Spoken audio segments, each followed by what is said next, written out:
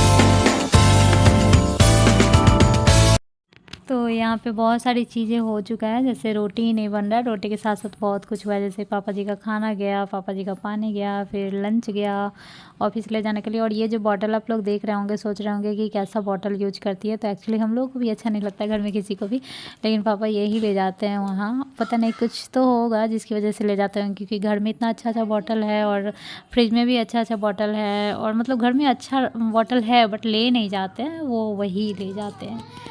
तो अब मैं यहाँ पे आ गई हूँ चाय बनाने के लिए, और मतलब दूध थोड़ा लेट आ रहा है शायद, क्योंकि कभी कभी ऐसा होता है बासी दूध का एक बार चाय बन चुका होता है, लेकिन बासी दूध का चाय मेरे घर में किसी को पसंद नहीं है, तो फिर अभी फ्रेश बनेगा।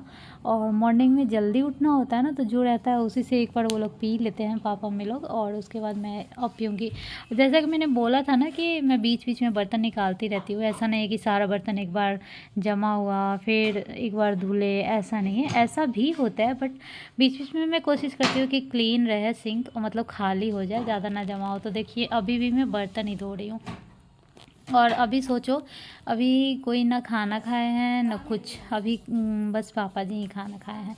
तो फिर भी आप देख लो ना, जैसे कि एक में दही ही रह गया, या फिर एक में दाल रह गया, फिर सब्जी रह गया, ऐसे करके, और टिफ़िन है तो वो भी, मतलब कुछ कुछ कुछ कुछ करके बर्तन एक एक दो दो नहीं, कम से कम 7 8 10 हो जाता है देखने से, मतलब कोई गिनती करके तो करता नहीं है, बट मैं ऐसे अंदाज से बताती हूँ कि इतना इतना हो जाता है।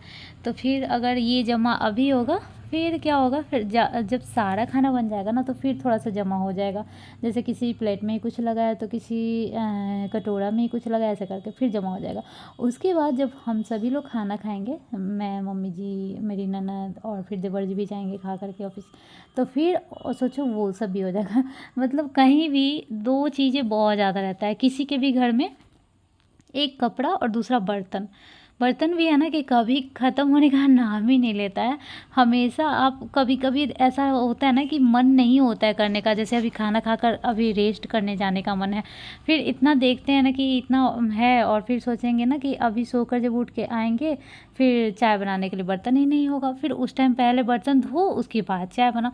उससे अच्छा अभी धो करके ही चले जाते हैं रेस्ट करने, और जब आएंगे तो फ्रेश सब कुछ मिलेगा चाय बनाने का, सीधे बैठेंगे, सीधे मतलब लेंगे और चाय बनाएंगे बर्तन लेकर के। तो ऐसा सोच के फिर उस टाइम बर्तन धोने लगते हैं। मतलब मन नहीं करता लेकिन मजबूरी होता है, तो इस वजह से। यहाँ तो क्या, मैं जब जहाँ रहती हूँ बंगाल में, वहाँ भी ऐसा ही होता है, जबकि बच्चा मिला के हम लोग 4 लोग हैं, बट बच्चा कहीं भी कितना सारा हो जाता है। एक बार कुछ दलिया ट्राई करो तो एक बार दूध ट्राई करो तो एक बार ओट्स ट्राई करो, ऐसे कर करके बर्तन जमा होते जाता है, कटोरा चम्मच करके।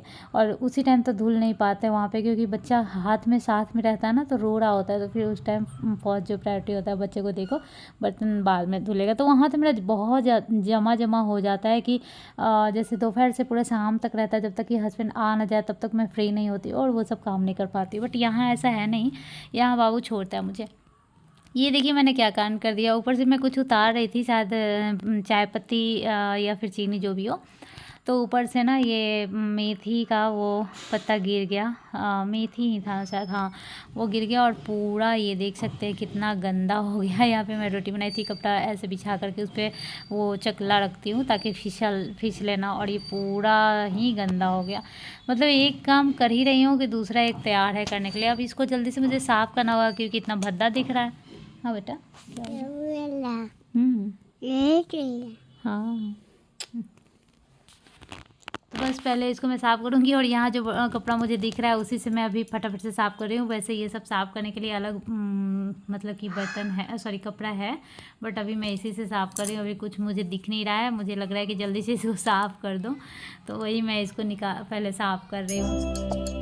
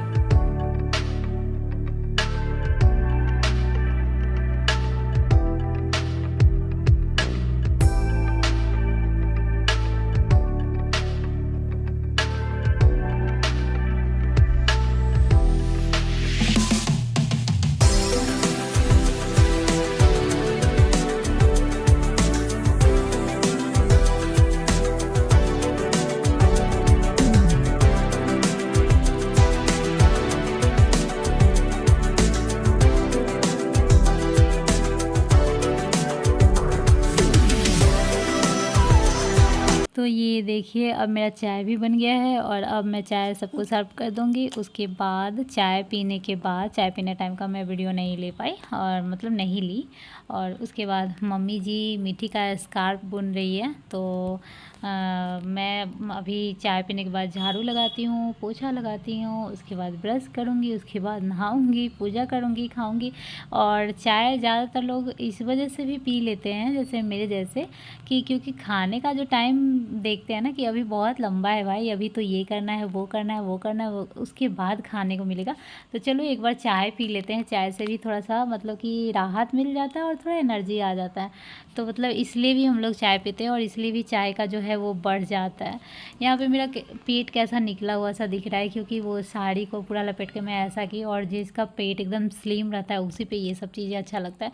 मैं तो मजबूरी में की हूँ, क्योंकि झाड़ू लगा रही हूँ तो जो मेरा पल्लू है पीछे से इधर से उधर लटक रहा है, इधर से उधर नीचे। तो झाड़ू लगने के बाद अब मैं पोछा लगाने आ गई हूँ, और ये है मेरा वाला रूम जिसमें मैं सोती हूँ। और बहुत ज़्यादा बड़ा रूम नहीं है लेकिन छोटा भी नहीं है। और इस रूम में 2 गोदरेज रखा हुआ है, एक पलंग रखा हुआ है, एक टेबल रखा हुआ है, और इतना में इतना ज़्यादा भर गया है कि अब बिल्कुल जगह ही नहीं है। इस वाले गोदरेज के बगल में मंदिर रखा हुआ था, जो कि कंफर्ट नहीं लग रहा था, ऐसा लग रहा था जैसे झाड़ू लग जा रहा है या फिर पैर मतलब कहीं ना लग जाए ऐसा करके, तो इसलिए हटा दिया गया और यहीं से मंदिर नीचे रख दिया गया था। तो इसलिए मतलब ज़्यादा चीज़ें घर में रहता है ना, तो ऐसे जैसे 2-2 गोदरेज ये सब ज़्यादा नहीं हो गया।